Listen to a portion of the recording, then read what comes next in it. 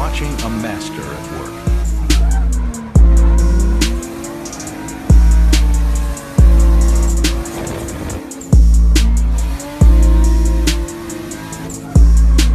Alright guys, so today I'm changing the oil on the jessedrifts car. I'm going to show you what I do to keep this thing running stock injector, stock ECU with the GTX 3076R.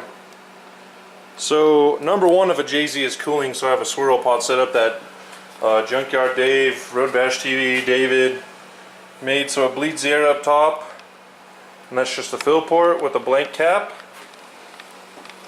I'm jacking it up and I put 50/50 in it for corrosion protection.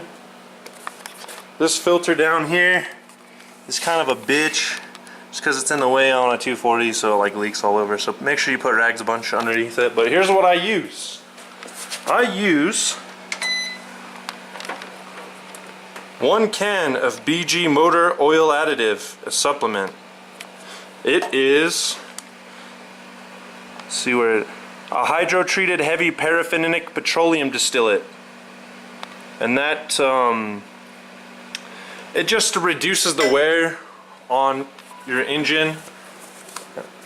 Sorry, my phone is being...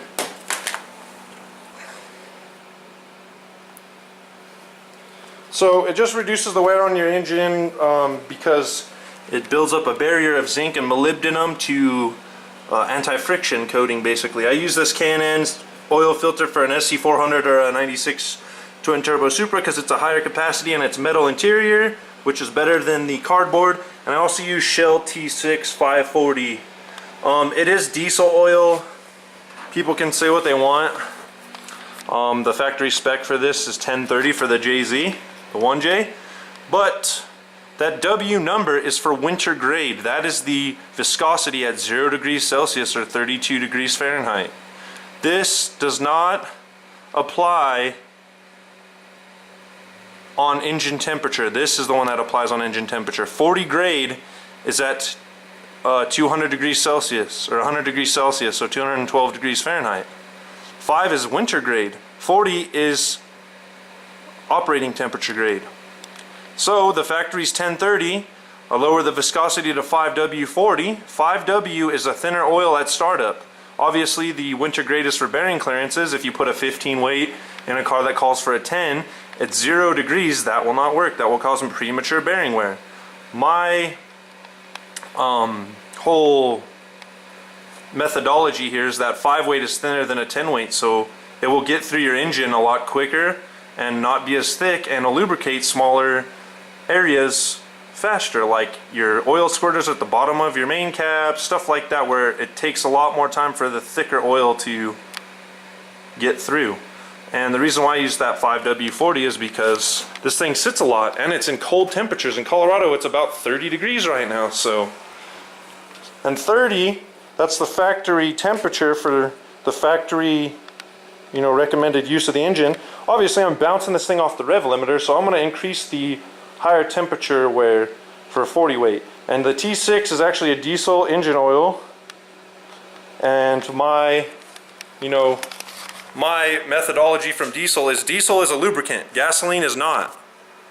So gasoline is more of a, it's not an alcohol like ethanol, but it is a solvent, so it washes away oil. That diesel oil is for a lubricating, you know, type of engine. So it's supposed to supplement and help lubricate an engine. So it'll keep, the oil will keep from being, you know, washed away with that that gasoline trying to, you know, wash it off the cylinder walls and the rings. I've been using this for 4 years now and I have not had one issue. I have a magnetic drain plug and look at this. Came out with nothing. See if I can get a better view here. Literally came out with nothing. A little bit of hair from me touching it probably. But this thing, this will only show you if your rings are wearing or your pistons wearing, or metal components. This is magnetic. If your bearings are wearing, the bearings aren't magnetic. They're copper and some other type of, I forgot, I think, I can't remember. I know it's copper. It's got copper in it though. with probably a coating on it. But you're not going to see bearing wear in this, so you're going to have to check your oil. When you drain the oil, basically what I do is I run it through a paint filter. Can't see right now, but I'm draining it. I run it through a paint filter and then see what kind of particles are in the oil. And then also what I'm going to start doing this year, because this will be the first season for the GTX being fully on there for more than one event, I'm going to do an initial test of this oil, blank, not used, send it to a lab company and have them analyze it. And then once I'm done with this oil change, I do every 2 events to be safe. It's cheap, it's 30 bucks. I will take the oil that's used and send it to them and have them compare beginning and end. And I will show you that once I get that squared away. But yeah, that's how you change the oil on the JZ. I'm also going to show you how to bleed the cooling system and how I do it. And I put the new oxygen sensor in here. Right there. Just FYI, these sensors, you cannot buy them in the US. You cannot buy JZX100 sensors in the US for O2. So what you can do is buy a 96 and up Supra O2 sensor, the VVTi ones, and what you have to do is this connector is a 3-pin or a 4-pin. You're gonna have to cut this off and wire it to the JZX100 pin. So if you have an old O2 sensor from a JZX100 or JZX110, cut that connector off and wire it to the Supra O2 and you'll be fine.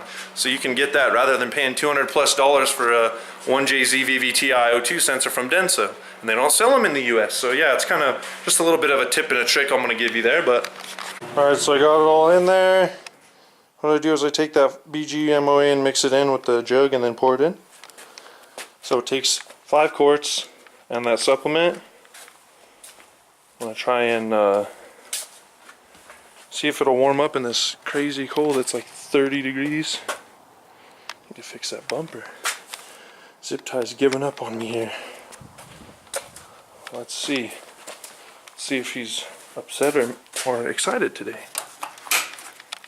Just crazy that the battery like lasts so long without being connected. It's like awesome. So I'm just gonna crank it here, give it some oil pressure before I start messing with it.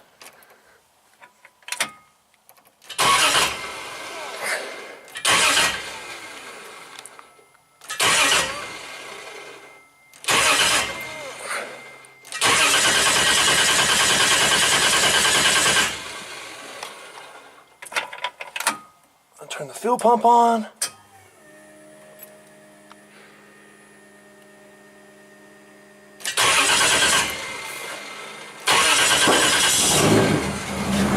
There you go. A little backfire. Seems pretty good. Let's check for leaks. Alright, so no leaks. Basically, I just let it get up to operating temp and wait for this coolant level to drop. Since this back section is connected behind the engine, in front of the thermostat, it will constantly circulate and you won't have to bleed the air because the air is self-bleeded out of this top part. There's no leaks. It's getting up close to the temp I want it to be at because the temp is 160 in the thermostat, so we'll see here. Alright y'all, she's done and bled. Ready for some drips. Just gotta burn off all the excess drippy cooling. But it takes a little while to warm up, so you gotta kind of assist it here. Oh yeah. JZ. JZ, baby. But that's it for this video. Like and subscribe down below. Tell me what you think of the JZ. Should I drift it or should I get a missile? Because I want to drift this. I don't want to waste money on a missile. I could buy, you know, 300 tires or 30 tires or whatever for the price of buying a missile. 30 tires for this to drift. So let me know what you think.